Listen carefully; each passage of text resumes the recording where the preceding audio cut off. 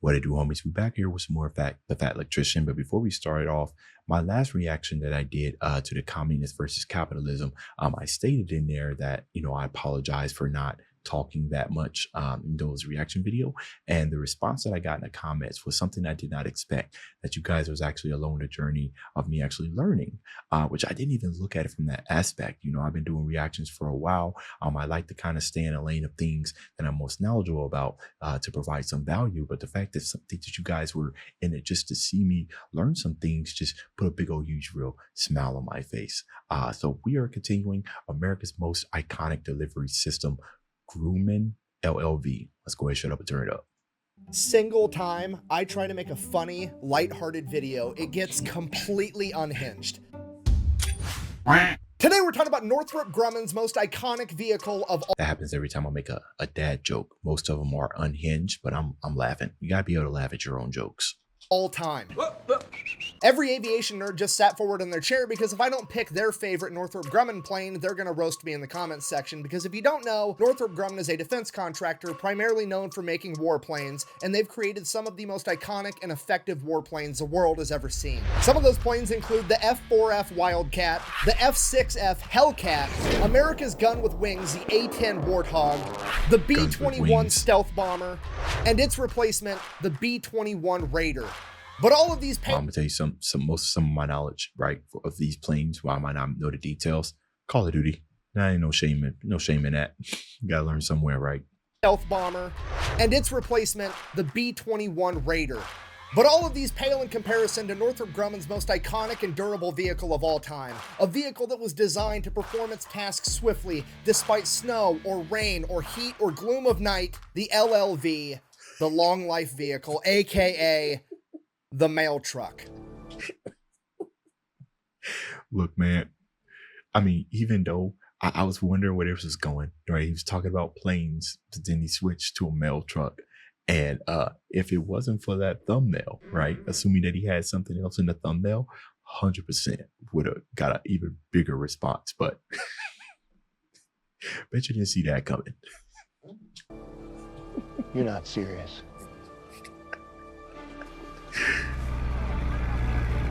That's funny. You've got to be shitting me. I shot down 3 MiGs on one of those. Yeah, the same people that made like half the that? planes in US military history also made your friendly neighborhood mail truck. I can only imagine that the US Postal Service put out a memo like, hey, we're looking for a vehicle to help deliver packages, and the US government was like, oh, package, payload, potato, potato, same thing. Call up Northrop Grumman. They're really good at delivering that type of stuff. Okay, Northrop Grumman's used to putting warheads on foreheads, now they're putting parcels on porches. It's the same thing. Now all I need is for Lockheed Martin to start making action figures and my life will be complete. You put munitions, chips, and toys? Goated movie. Standard issue is insufficient. Okay, all jokes aside, I'm actually legitimately upset that this thing is named the LLV. I mean, it's made by Northrop Grumman, the makers of the F-4F Wildcat and the F-6F Hellcat, and you didn't name this the Mail Cat? Are you fucking kidding me? Did you forget to do the ad? No, I did the It's ad. opportunity. Thanks for finally being in a YouTube video with a shirt on for once. You're welcome. Is that his wife? Nice thong, Borat. This video is brought to you by Zydax. Custom gaming PCs. They're all made right here.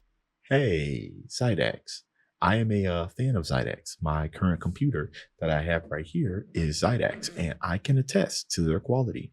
I've had this for 3 years now and have not had a single issue. And if I did, it was user error, aka skill issue. So in America with American tech support, they can do any type of they are expensive, but it's worth it. It's worth it. Again, 0 issues. Customization you want, or they have pre-built ones ready to ship right now. And then we have one of our newest sponsors. And what's another thing is I got this, I believe, in I think I got it. It's 3 years ago. It was 3 years ago. What I do remember is that I got my computer right in before the graphics card scalping started happening, right when they started shooting up in prices. I got my computer literally maybe the day or two where they started being scalped, and sold for ridiculous prices. And I just got a 2070 Super in mine, which is good enough. I'm going to upgrade to the 40 series probably in the next 3 years or so when it becomes affordable. But yeah, right before it. Zaka Life Recovery Balm. It's made right here in America, and it's the best thing I've found for aches, pains, and athletic injuries. It blows every other topical treatment I've ever tried out of the water. I'm gonna have both those sponsors and discount codes linked down below. Let's get back to the video. So after finding out that the mail truck that I've grown up with my entire life was actually made by Northrop Grumman, I decided, hey, I'm gonna make a video on this. This is gonna be hilarious. It's gonna be lighthearted. It's gonna be funny. It's gonna be great. So I started looking up the specs. I started looking up the history, how this came to be, and then I asked myself one simple question. Wait a minute. Why on earth is a defense contractor making this little tiny car when an automotive contractor probably could have done the same thing better and probably cheaper? And per usual, to absolutely nobody's surprise, it's because once again, the government ruins everything. Yes, we do. All right, so let's take it from the top. Once upon a time in 1775, the United States Continental Congress says, hey, delivering mail is super duper important because we don't have email and phones and telegraphs yet, and delivering letters is the only way that we can communicate. So we need to establish a post office, and we're going to take one of our smartest founding fathers, Benjamin Franklin, and make him the first postmaster general to figure this entire thing out. Then the government pretty much immediately decides, hey, we want this to kind of be a government agency, but also we don't want to have to give it any tax money to be able to run itself. So what we're going to do is we're going to make it a legal monopoly. We're going to go ahead and say that the U.S. Postal Service is the only entity that is legally allowed to deliver the mail. That way, the U.S. Postal Service is going to be guaranteed to get 100% of the business, so they're going to have enough money to be able to fund themselves and not have to rely on taxpayer money. And this type of information right here, right? Where it's kind of like, yeah, I could have just Googled it, or I could have the fat electrician show me it. That's interesting, right? I feel like the more of his videos that I start consuming, the more smarter I'm going to come across, because I'd definitely be delivering random facts to my wife, you know, sitting over here, big brain in my chair and everything, but she not knowing that I just learned it like 2 minutes ago. this is still going on to this day. This is a legally recognized and regulated monopoly. Buh! What about FedEx and UPS? Buh! That's actually a good question out of you for once. So the monopoly only applies to like letters and mail and shit like that. Packages are technically different and there's allowed to be commercial competition there. That's why UPS and FedEx primarily only deliver packages. Now I say usually because there is an exception that if you have something of vital importance that needs to be like overnighted to somewhere immediately, you are allowed to use FedEx or USPS to ship that if it's of vital importance. And I know what you're thinking. It seems like there's a pretty big gray area there. I mean, who sets the criteria as to whether or not something is important enough to violate the U.S. Postal Service's legal monopoly and be able to use FedEx or UPS to send a letter or an important document? Well, obviously that would be the U.S. Postal Service's in-house federal law enforcement agency, the Postal Inspectors. I'm not shitting you. The mailmen have their own federal law enforcement agency. I had no idea.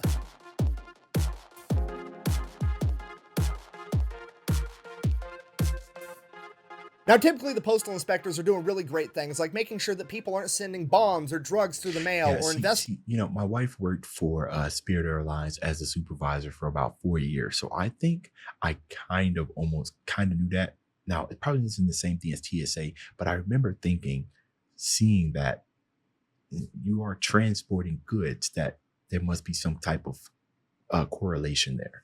I didn't make the connection, though. Postal inspectors are doing really great things, like making sure that people aren't sending bombs or drugs through the mail or investigating people that have had their mail stolen, which, if you didn't know, is actually a federal crime. And back in the day in 1775, when the post office and the postal inspectors were founded, Congress levied the death penalty for stealing mail. And while that's all fine and dandy, once in a while, the postal inspectors get a wild hair in their ass and they decide that they are going to enforce their legalized monopoly. For example, back in 1993, a big company called Equifax was using a private courier to deliver all of their mail, not just their packages. And because of this, the U.S. Postal Inspectors launched an armed raid of their company headquarters, determined that their mail wasn't important enough to be overnighted, and that they were legally required to use the United States Postal Service, and then gave them a $30,000 fine. Yeah, if you live in America and you run a business and you decide that you don't like using the United States Postal Service and you're going to exclusively try to use like FedEx or UPS or something, there is a greater than 0% chance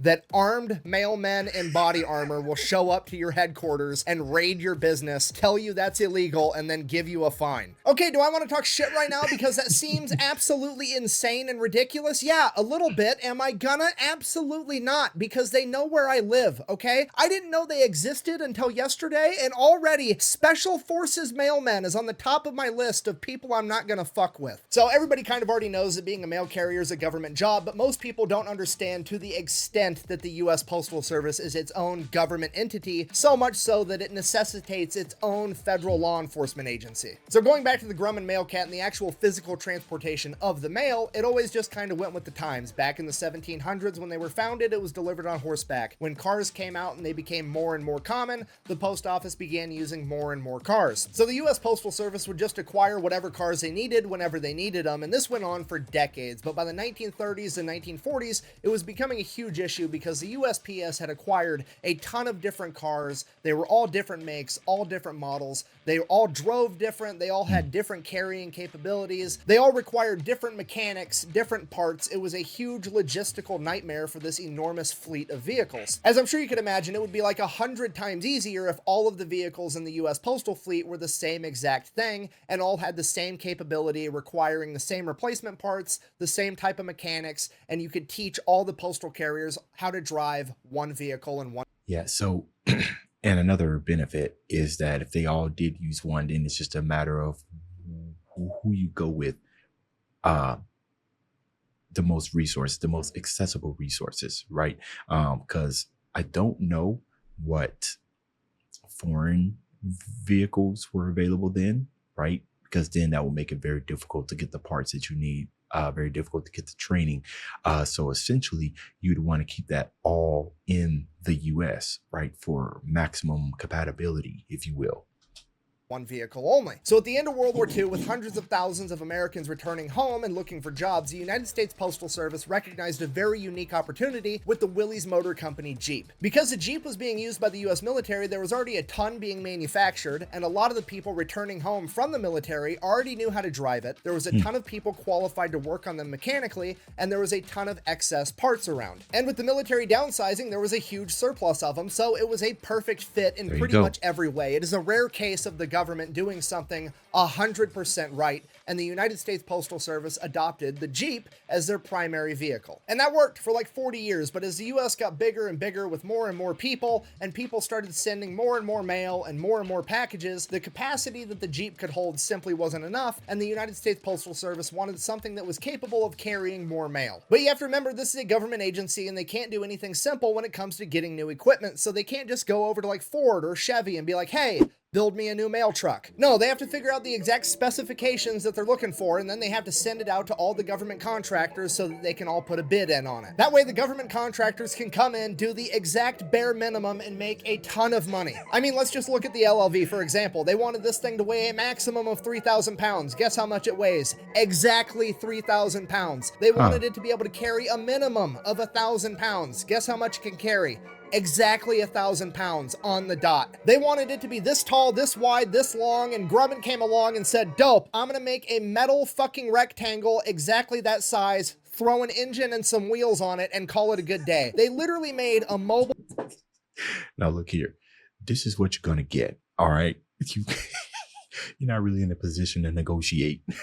That size, throw an engine and some wheels on it, and call it a good day. They literally made a mobile filing cabinet, which, to be fair, in hindsight, after serving in the military, I should have been able to recognize that the mail truck that I grew up with was absolutely a military-grade piece of equipment built by the cheapest bidder. I mean, this is what I drove in the military, the Humvee ambulance, and I mean, the similarities are there. I mean, they both look like the blueprints for them were drawn by a third grader that didn't know how to draw a car yet, and then the 3D renderings were made out of fucking Legos. Now, to be fair though, while I have driven the Humvee ambulance and it's a miserable experience, I've never driven a mail truck, so I don't actually know what that's like. So I turned to the internet because surely some mailman has written something somewhere on the planet that is going to tell me what that experience is like, and here's what I found. Quote, regular driving around town was pretty bearable, but driving the LLV on the highway shouldn't even be legal. I've had to do it a few times, and those times were probably the most terrified I've been while operating any motor vehicle.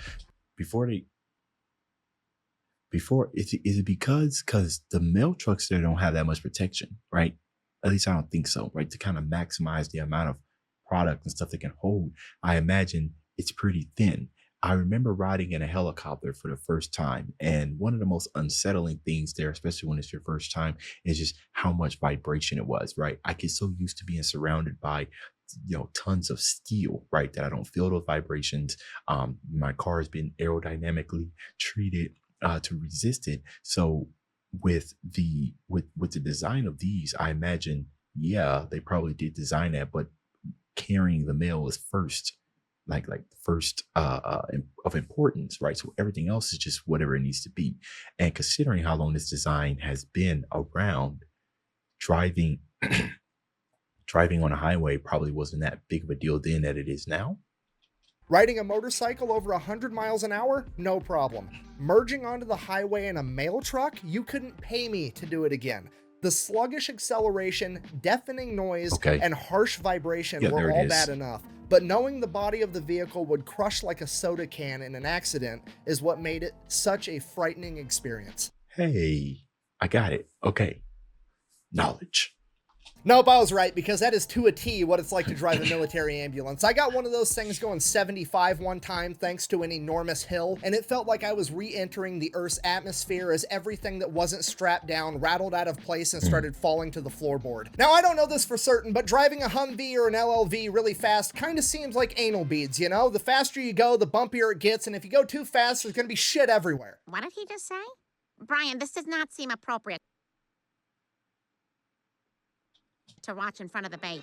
Now, to be fair to the Grumman male cat, is it a turd? Absolutely, but it is really tough. Because here's some of the testing criteria the LLV had to be able to meet before it would be adopted as the USPS postal vehicle. We have drive 5,760 miles at 55 miles an hour with 0 malfunctions and 0 broken parts. Drive 11,520 miles at 45 miles an hour on gravel with 0 malfunctions and 0 broken parts. Drive 2,880 miles, stopping every 250 feet, accelerating to at least 15 miles an hour in between stops with 0 malfunctions and 0 broken parts. Drive 960 miles on cobblestone, 0 broken parts. Drive 960 miles over potholes, ensuring that every single wheel hits the pothole at least 35,000 times with 0 broken parts. To accomplish that, they took a Chevy S10 chassis, shortened the wheelbase so it could have a tighter turn radius, and then made the entire body of the vehicle out of aluminum so it couldn't rust. So at a minimum,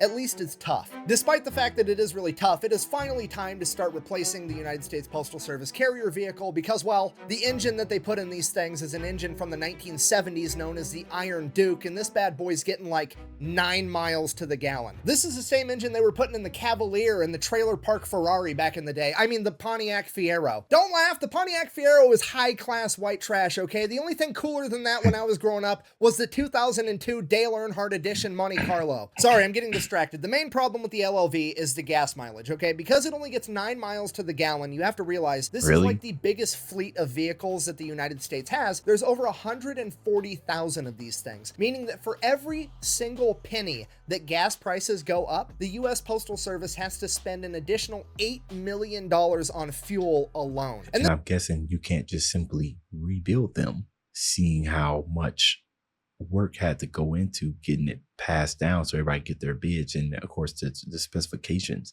which is not easy to build a new one. So they kind of just been dealing with it, I suppose.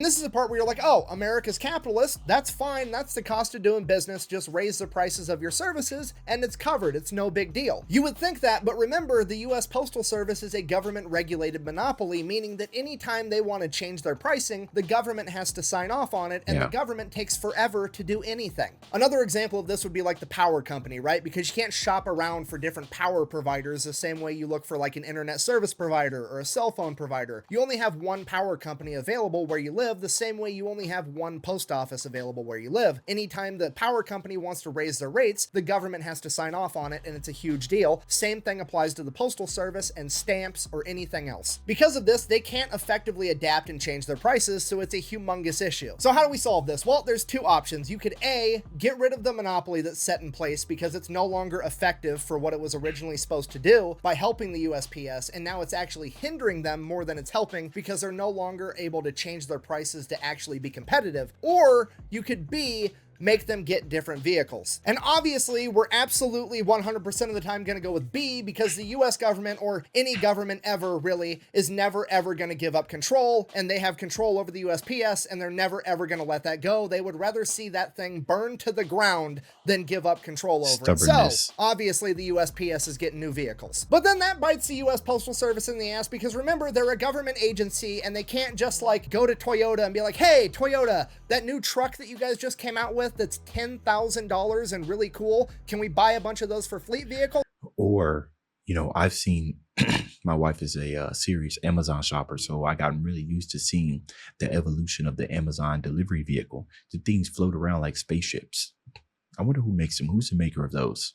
No, they can't do that. They have to figure out the specs they want, then they have to send that out and let all these defense contractors bid on them. And then after they bid, they have to give the defense contractors millions of dollars so that they can develop the new vehicle. So they're going to pay for all the R&D up front. And then when Oshkosh Defense wins the bid with this fucking thing that looks like it was animated by Pixar, the other company that they beat is going to turn around and file a lawsuit and sue because they're saying that it wasn't a fair enough competition, despite the fact that the US taxpayers literally gave them all the money for R&D in the first place. And then that's going to delay the whole project more, and then bottom line, it's going to take 20 fucking years to fix the issue. The entire time the US Postal Service is struggling and trying to figure shit out while the government refuses to let them actually do their job and be fucking competitive. And it just sucks because the US Postal Service is sacred. There's nothing more sacred to society than the mailman. All I wanted to do was have a happy, lighthearted video because I thought it was funny that Northrop Grumman was making mail trucks, and now after researching it, I'm gonna get upset every time I watch my mail lady deliver the mail, because I'm gonna recognize that she's wearing a parka and overalls inside of her vehicle because the heater barely works, because she's driving a 40-year-old mail truck that's a piece of shit, because the government fucks up everything they even get near touching. So in conclusion, I guess that's the story of why mail trucks are made by defense contractors. And if you're a mail carrier, I've always appreciated you, but I'm gonna be honest, I have another level of appreciation for what you do,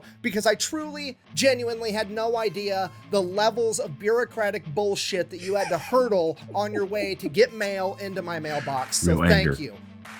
Seriously, thank you. Best way to support the channel is go buy some merch over at thefatelectrician.com. Quack bang, out. My uncle worked for the more history I read, the less I trust the government. And maybe, just maybe, that's why in the American education system, they emphasize math and science and English way more than they emphasize history. To keep us dumber, keep us in the gray tinfoil hat. Okay. All right, y'all. Y'all let me know what you thought about this video down in the comments. Since the end of this video, Dave's out.